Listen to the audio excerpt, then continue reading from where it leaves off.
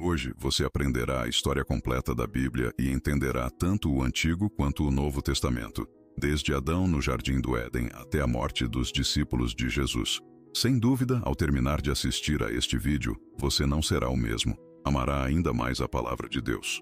Claro, isso só acontecerá se você abrir o seu coração para a palavra de Deus. Se você tem dificuldade em entender a Bíblia, neste vídeo você conseguirá compreendê-la. Após assistir a tudo o que será ensinado, tenho certeza de que você será edificado e iluminado pelas Escrituras. Tudo começou no início. Antes do início, havia apenas Deus. Ele nunca deixou de existir. Existe desde a eternidade. Ele não tem origem.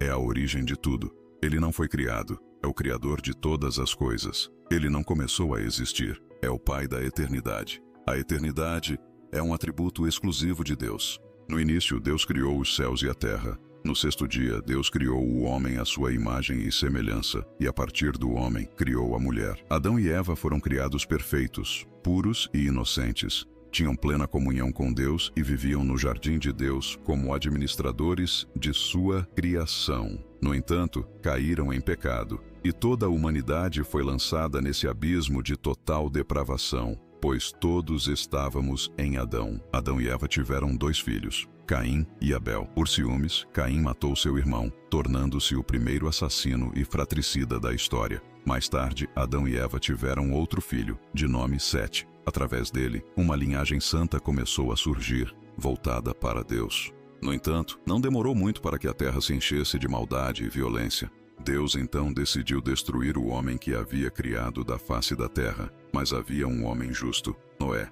Deus derramou juízo através do dilúvio, salvando Noé, sua esposa e seus 3 filhos, Sem, Cã e Jafé, com suas respectivas esposas, na arca que haviam construído. Através dos filhos de Noé, Deus recomeçou a origem de diversos povos. Sem se tornou o pai das nações semíticas, Cã, o progenitor das nações africanas e asiáticas, e Jafé, o tronco das nações europeias. Mais tarde, Deus escolheu uma família para formar o povo que seria o instrumento para trazer o Messias prometido ao mundo. Ele chamou Abrão de Ur dos Caldeus. Abrão deixou sua terra e parentela e se tornou um peregrino da fé, erguendo altares a Deus por onde passava. A história continuou com Abraão e seu sobrinho Ló, que se tornou pai de 2 nações, os Amonitas e os Moabitas. Quando Abraão deixou Harã, tinha 75 anos. Deus prometeu que ele teria um filho, o filho da promessa, e seria pai de uma nação numerosa, abençoando todas as famílias da terra por meio dele. Abraão esperou 11 anos para que a palavra de Deus se cumprisse,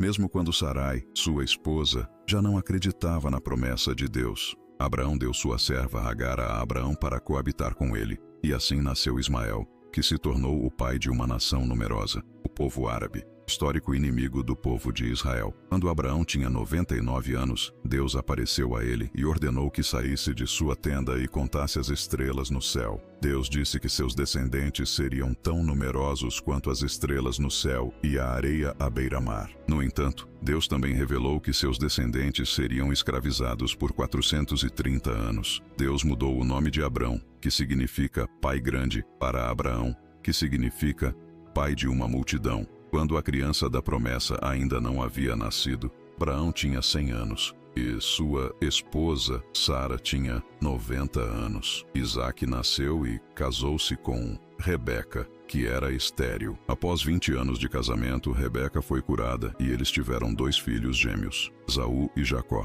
Esaú se tornou o pai dos edomitas, enquanto Jacó, após uma conversão, recebeu o nome de Israel e se tornou o pai dos israelitas. Jacó teve 12 filhos e uma filha. A família de Jacó se mudou para o Egito com 70 pessoas, onde se estabeleceram na região fértil de Gósen. Essas 70 pessoas se multiplicaram de forma surpreendente ao longo de 400 anos no Egito. Sob a liderança de Moisés, aproximadamente 2 milhões de pessoas deixaram o Egito em direção à Terra Prometida. O que deveria ter levado 3 meses, acabou levando 40 anos, devido à incredulidade do povo e aos espiões que foram enviados enviados para explorar a terra prometida. 10 dos espiões voltaram com um relatório pessimista e incitaram o povo contra Deus e Moisés. Deus puniu severamente o povo, condenando-os a perecer no deserto, exceto por Josué e Calebe, os espiões fiéis. Os israelitas vagaram em círculos no deserto por 40 anos, um ano para cada dia que os espiões exploraram a terra. O deserto se tornou o maior cemitério do mundo, onde toda a geração que saiu do Egito pereceu, exceto os 2 homens que ousaram confiar em Deus. Após 40 anos de peregrinação, seguiram-se 6 anos de conquista da terra sob a liderança de Josué. No entanto, ainda havia muito território a ser conquistado. Após a morte de Josué, começou uma longa fase de 330 anos de governo teocrático chamada de Período dos Juízes. Foi um período de grande instabilidade espiritual e altos e baixos na vida de Israel. Durante esse tempo, o povo fazia o que bem entendia, e eles foram oprimidos por muitos inimigos. Deus levantou líderes de grande estatura, como Gideão, Jefté, Sansão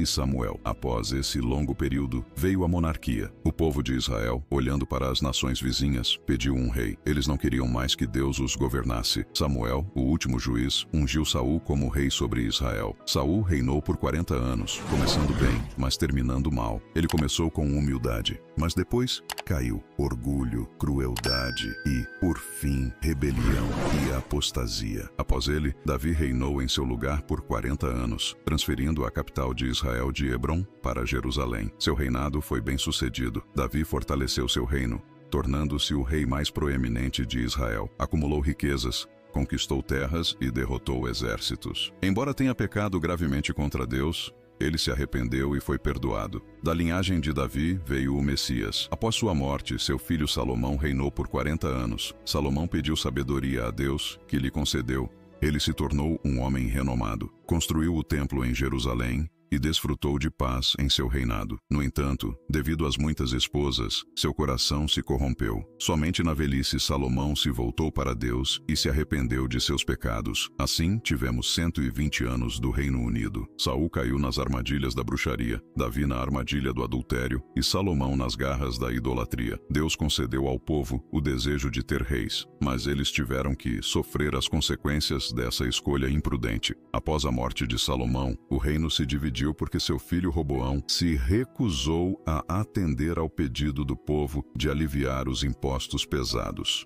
O esplendor e luxo do governo de Salomão foram sustentados pelo trabalho dos trabalhadores sobrecarregados por impostos exorbitantes.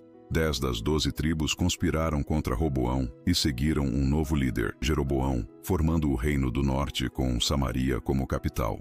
Esse reino durou 209 anos e teve 19 reis de 8 dinastias diferentes. Nenhum desses reis era justo. Todos se afastaram de Deus e seguiram os caminhos de Jeroboão. Esse rei usou a religião para fins políticos, construindo templos com bezerros de ouro para evitar que seus súditos adorassem em Jerusalém. Todos os 19 reis do Reino do Norte seguiram esse caminho perverso. E Deus levantou profetas como Amós, Oséias e Miqueias para denunciar o pecado da nação e a religião prostituída.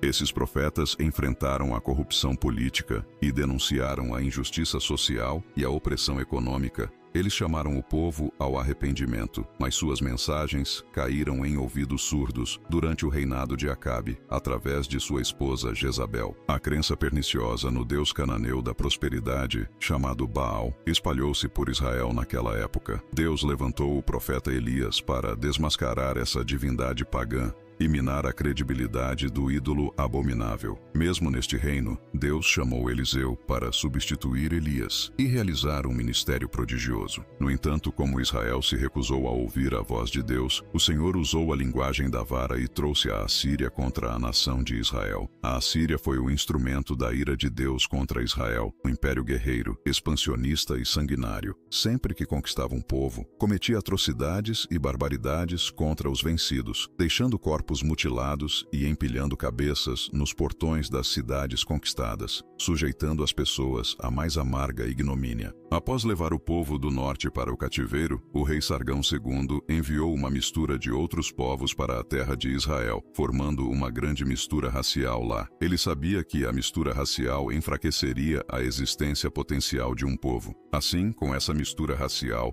Um povo híbrido, chamado samaritanos, foi formado em Israel, tornando-se um inimigo amargo do povo de Judá. O Reino do Sul, composto pelas tribos de Benjamim e Judá, teve 20 reis, vários dos quais eram piedosos, como Isaías, Jeosafá, Ezequias, Jotão, Uzias, Joás e Josias. Sempre que um rei piedoso ascendia ao trono, a nação prosperava e crescia economicamente, moralmente, socialmente e espiritualmente. No Reino do Sul, para cumprir a profecia de que o Messias viria da casa de Davi, apenas uma dinastia governou. Para falar ao povo de Judá, Deus levantou vários profetas, como Isaías, Miqueias, Joel, Sofonias e Jeremias. A nação também se corrompeu profundamente, não ouvindo a voz de Deus. Então, da mesma forma, Deus os disciplinou e enviou o exército babilônico, entregando-os nas mãos de seus inimigos. O povo de Judá foi levado para o cativeiro babilônico. O Reino do Sul, chamado Judá, durou 345 anos. Após 2 incursões, Nabucodonosor invadiu Jerusalém, destruiu seu glorioso templo e levou o povo para o cativeiro, deixando a cidade em tremenda desgraça. O povo ficou no cativeiro por 70 anos, como profetizado por Deus ao profeta Jeremias. Durante o período de cativeiro, Deus levantou os profetas Jeremias, Ezequiel e Daniel. Nesse período, o povo foi purificado da idolatria e surgiram sinagogas. Após o tempo estabelecido por Deus, o povo de Judá retornou à sua terra. Nessa época, a Babilônia já havia caído nas mãos do Império Medo-Persa. Ciro, previsto por Deus 200 anos antes de seu nascimento, libertou o povo judeu e abriu as portas para o seu retorno à terra de Canaã. O povo retornou em 3 grupos, sob a liderança de Zorobabel para a reconstrução do templo, sob a liderança de Esdras para o ensino da lei e sob a liderança de Neemias para a reconstrução das muralhas e a reestruturação política e espiritual do povo. Assim que retornaram do cativeiro e começaram a reconstrução do templo, o povo judeu enfrentou problemas. Primeiro, os astutos samaritanos queriam se unir a eles no trabalho para desestabilizá-lo. Um efeito rápido e profundo. As pessoas se arrependeram e voltaram entusiasticamente para completar a reconstrução do templo. Houve um grande despertar espiritual, uma reorganização nas famílias e no sacerdócio, e um retorno sincero a Deus. Cerca de 100 anos se passaram, e uma nova geração surgiu.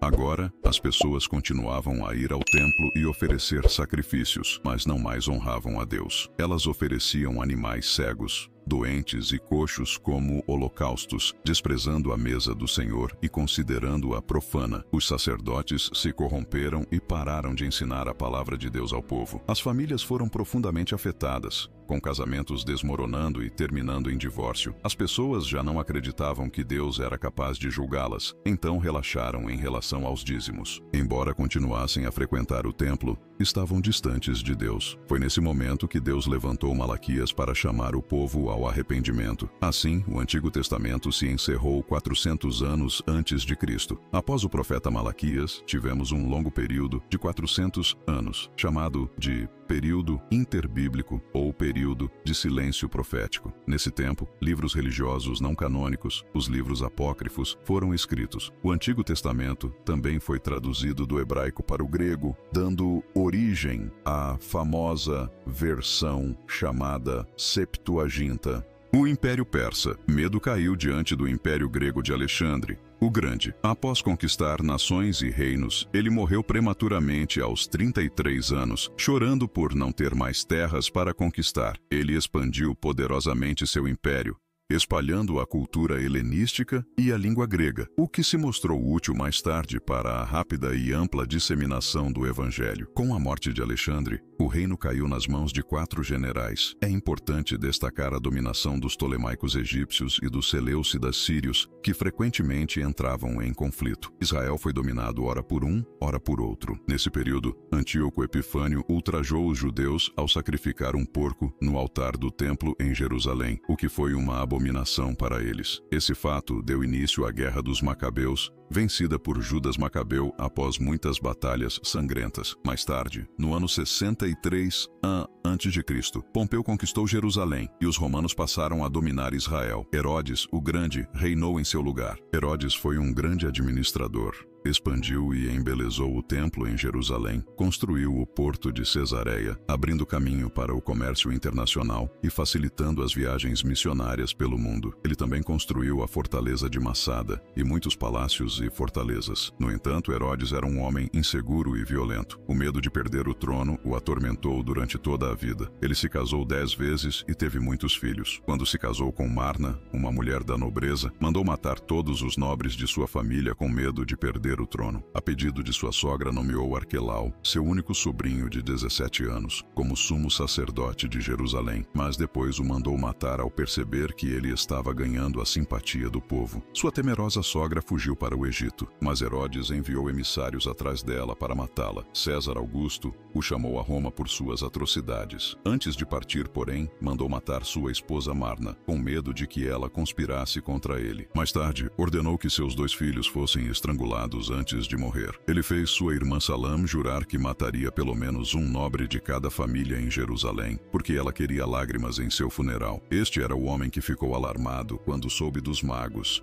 que um menino havia nascido em Judá para ser o rei de Israel. Foi assim que os romanos começaram a governar diretamente a Judéia. Naquela época, Pôncio Pilatos era o governador. Essa situação catastrófica e política, na qual o povo escolhido de Deus se encontrava sob o poder odioso dos herodianos e à mercê da escravidão sob o domínio dos romanos, fez com que a esperança política no Messias se manifestasse como nunca antes. Era um clamor por libertação e redenção da opressão ímpia. Foi então, nesse momento, que Jesus, na plenitude dos tempos, cumprindo as profecias bíblicas, nasceu em Belém, na Judéia. A palavra eterna se fez carne e habitou entre os homens. Ele viveu entre nós, cheio de graça e verdade. Ele vestiu pele humana, calçou as sandálias da humildade, caminhou em nossa terra, comeu nosso pão, bebeu nossa água, sentiu nossa dor, chorou nossas lágrimas e carregou nossos pecados em seu corpo na cruz. Ele ressuscitou em glória para nossa justificação. Tanto a cultura helenística quanto a romana se uniram à contribuição judaica para a vinda do Messias ao mundo. Quando Jesus nasceu, a Palestina estava sob o domínio de Roma, com a perseguição de Herodes, o Grande. José e Maria fugiram com o bebê Jesus para o Egito, onde permaneceram até a morte do rei perverso. Eles retornaram do Egito e se estabeleceram em Nazaré, a cidade onde haviam vivido anteriormente. Lá, Jesus cresceu como filho de um carpinteiro aos 30 anos. Ele começou seu ministério após ser batizado no Jordão por João Batista, identificando-se assim com os pecadores a quem veio salvar. No Jordão,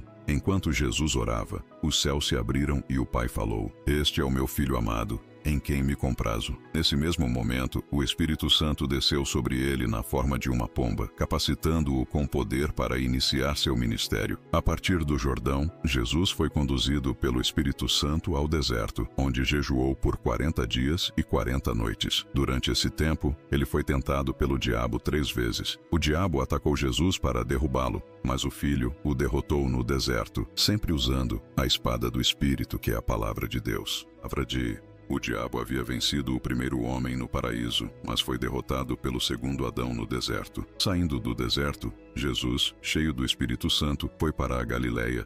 Chegando a Nazaré, onde viveu a maior parte de sua vida terrena, ele entrou na sinagoga, pegou o rolo do livro de Isaías e leu: "O Espírito do Senhor está sobre mim, porque ele me ungiu para pregar, curar e libertar." Jesus chamou 12 homens, a quem nomeou apóstolos, investindo a maior parte de seu tempo para treiná-los e discípulos. Ele viajou por toda a Galileia, Samaria e Judéia, pregando em cidades, vilas e campos, tanto em sinagogas quanto no templo. Ele pregou ao ar livre na praia e também em casas, para multidões e pequenos grupos. Jesus foi a todos os lugares fazendo o bem e libertando todos os oprimidos pelo diabo. Ele curou os doentes, alimentou os famintos, deu visão aos cegos, endireitou os paralíticos, fez os coxos andarem, deu audição aos surdos, purificou os leprosos, libertou os possuídos e ressuscitou os mortos. Ele era a suprema revelação de Deus aos homens, dado o nome de Emanuel, Deus conosco. Ele é Deus manifestado na carne. Jesus veio com uma missão definida: morrer por todos aqueles que o Pai lhe deu. Ele nasceu para morrer, para que pudéssemos viver. O apóstolo Paulo foi enfático ao dizer que Jesus morreu por nossos pecados. Conforme as Escrituras, foi sepultado e ressuscitou ao terceiro dia. Também conforme as Escrituras, sua morte não foi um acidente, nem sua ressurreição uma surpresa. O diabo usou várias artimanhas para mantê-lo longe da cruz, mas Jesus marchou em direção a ela como um rei caminha em direção à coroa. Na cruz, Jesus esmagou a cabeça da serpente e triunfou sobre principados e potestades, expondo-os ao desprezo. Na cruz, Jesus completou a obra de redenção, nos libertando. A morte não pôde detê-lo. No terceiro dia, Jesus ressuscitou para nossa justificação. Antes de ascender ao céu, Jesus instruiu seus discípulos a permanecerem em Jerusalém, aguardando a promessa do Pai, até serem revestidos de poder. Em Atos 1:8, Jesus fala sobre o empoderamento dado pelo Espírito Santo e também dá a estratégia de ação para serem testemunhas em Jerusalém, em toda a Judéia, Samaria e até os confins da terra. Após o Pentecostes, a igreja explodiu em Jerusalém, com um crescimento surpreendente. Multidões continuavam a ser acrescentadas a ela. O crescimento e a expansão da igreja de Jerusalém são registrados por Lucas até o capítulo 7 do livro de Atos. Como a igreja ainda estava limitada à Judéia, Deus enviou perseguição contra ela. Os crentes foram dispersos, levando a palavra por onde quer que fossem. Foi assim que Filipe chegou a Samaria, rompendo as barreiras da inimizade e pregando o evangelho com poder. As pessoas se alegraram ao ouvir e ver as coisas que Deus fez através de Filipe, o diácono pregador. Ele falou e realizou pregações para os ouvidos e olhos, através da imposição de mãos dos apóstolos Pedro e João. Os samaritanos também receberam o Espírito Santo. O evangelho se espalhou além das fronteiras de Israel com a conversão do perseguidor da igreja, Saulo de Tarso, na estrada para Damasco. Mais tarde, uma igreja gentílica, a igreja de Antioquia da Síria, tornou-se a mãe das missões naturais. Após isso, Barnabé e Saulo partiram para sua primeira jornada missionária nas regiões da Galácia, passando por Perge, Derbe, Icônio e Listra, estabelecendo igrejas e constituindo presbíteros. Na segunda viagem missionária, Paulo e Silas foram às províncias da Macedônia e Acaia, plantando igrejas em Filipos, Tessalônica, Bereia e Corinto. De Antioquia da Síria, Paulo escreveu a carta aos Gálatas, a Coríntios e as duas cartas aos Tessalonicenses. Na terceira viagem missionária, Paulo visitou a província da Ásia Menor, permanecendo 3 anos em Éfeso, a capital da província, de onde escreveu as duas cartas à igreja em Corinto. Nessa cidade cosmopolita, com mais de 300.000 habitantes, havia o templo da deusa Diana, um palácio de mármore 4 vezes maior que o Partenon em Atenas, uma das 7 maravilhas do mundo antigo. Nos anos em que Paulo passou na Ásia Menor, igrejas foram plantadas em toda a província, como as de Pérgamo, Tiatira, Sardes, Filadélfia, Laodiceia, Colossos e Hierápolis. Devido à fome que assolou o mundo nos tempos do imperador Cláudio, os judeus foram expulsos de Roma, conforme registrado no livro de Atos 18:2. Paulo então fez uma grande coleta entre as igrejas gentílicas para levar aos pobres na Judéia. Ao embarcar para Jerusalém, ele informou os anciãos de Éfeso que o esperavam de cidade em cidade eram correntes e tribulações. No entanto, ele não considerava sua própria vida para cumprir seu ministério de proclamar o evangelho da graça de Deus. Antes de partir para Jerusalém, ele escreveu sua epístola mais robusta, a Carta aos Romanos, onde compartilhou seu desejo de visitar a capital do império e compartilhar a palavra com a igreja. Apesar de trazer ajuda financeira significativa aos pobres da Judéia, Paulo foi preso em Jerusalém e, de lá, transferido para Cesareia, onde foi acusado por 2 anos pelos judeus sob os governadores Félix e Festo. Diante da tendência de Festo de entregá-lo ao Sinédrio, que planejava sua morte, Paulo, usando os privilégios de sua cidadania romana, escolheu ser julgado em Roma. Na viagem para a capital do império, ele enfrentou um terrível naufrágio, mas todos os passageiros e tripulantes foram milagrosamente salvos, como Deus havia prometido a Paulo. Na ilha de Malta, onde chegaram, uma víbora mordeu a mão de Paulo, mas Deus neutralizou o veneno letal da serpente e até usou seu servo para curar todos os doentes na ilha. Assim, os malteses enviaram Paulo a Roma com todas as suas necessidades atendidas. Lá, ele permaneceu preso por 2 anos em uma casa alugada. A partir daí, Paulo evangelizou a guarda pretoriana, encorajou os crentes a trabalhar e escreveu cartas aos Efésios, Filipenses, Colossenses e Filemon. Após esse período, Paulo foi libertado da prisão e então escreveu a primeira carta a Timóteo e a carta a Tito. No entanto, a partir do ano 64, a perseguição à igreja, em vez de ser religiosa, tornou-se política e Paulo retornou à prisão, sendo trancado em uma masmorra escura, úmida e insalubre. Em 17 de julho do ano 64, a cidade de Roma, com mais de 1 milhão de habitantes, foi incendiada. O imperador Nero, vestido como um ator, subiu ao topo da Torre de Márcias, de onde observou o espetáculo incrível das chamas devorando a cidade. Foram 7 noites e 6 dias de fogo. E quando as chamas se apagaram, 70% da cidade estava destruída. 10 bairros em Roma foram devastados pelas chamas, e os 4 bairros densamente povoados por judeus e cristãos deram a Nero um álibi para culpar os cristãos pelo incêndio de Roma. Uma brutal perseguição à igreja começou, e devido à falta de madeira para fazer cruzes, muitos crentes foram crucificados. Além disso, crentes foram amarrados a postes cobertos de piche e queimados vivos para iluminar as noites de Roma. Foi um verdadeiro massacre. Durante essa segunda prisão, Paulo escreveu sua última epístola, a segunda carta a Timóteo, na qual relatou a chegada de seu próprio martírio e a gloriosa esperança de receber a coroa da justiça. Assim, por volta do ano 67, o veterano apóstolo foi decapitado, deixando, no entanto, um legado abençoado para as gerações posteriores. O Novo Testamento foi escrito ao longo de um período de 50 anos. Temos 4 livros gráficos, os 4 evangelhos, e 3 deles são sinóticos, ou seja, apresentam a mesma perspectiva. Os evangelhos de Mateus, Marcos e Lucas têm focos diferentes. Mateus apresenta Jesus como o rei dos judeus, escrito para os judeus e contendo o maior volume de citações do Antigo Testamento. Marcos foca em apresentar Jesus como um servo, escrito para os romanos e enfatizando as obras de Jesus mais do que seus ensinamentos. E o Evangelho de Lucas enfatiza Jesus como o Filho do Homem, escrito para os gregos por um médico gentil, historiador e viajante. O propósito de Lucas é apresentar o retrato de Jesus como o homem perfeito, e, portanto, Lucas é o evangelista que fala mais sobre a vida de oração de Jesus e seu ministério realizado no poder do Espírito Santo.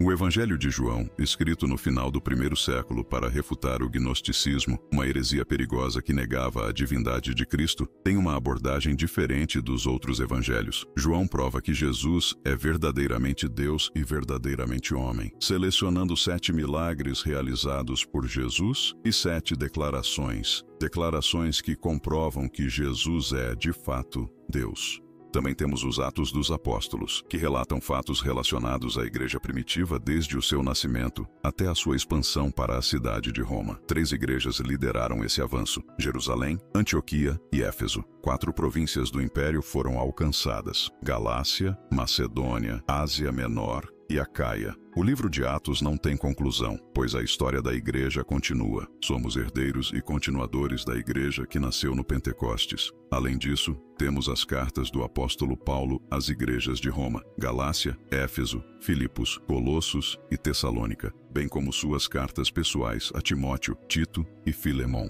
Além disso, temos uma carta enviada aos judeus que estavam sendo tentados devido à perseguição a voltar à fé, que é a carta aos Hebreus, de autor desconhecido. Também temos as cartas gerais escritas por Tiago, Pedro, João e Judas. Por fim, temos um livro escatológico, o Apocalipse, que narra a vitória triunfal de Cristo e sua igreja, escrito pelo apóstolo João na ilha de Patmos por volta do ano 96. Espero que você tenha aprendido sobre essa história. Que Deus abençoe a sua vida. Se você ainda não aceitou Jesus como seu Salvador, ainda há tempo. Arrependa-se, ele pode mudar o seu futuro, a sua história, tirar toda a tristeza e solidão e prover o que você precisa. Vá para o seu quarto, feche a porta e converse com Deus. Ele ouvirá você. Deus te abençoe. E se você gostou do vídeo, não se esqueça de curtir e se inscrever no canal.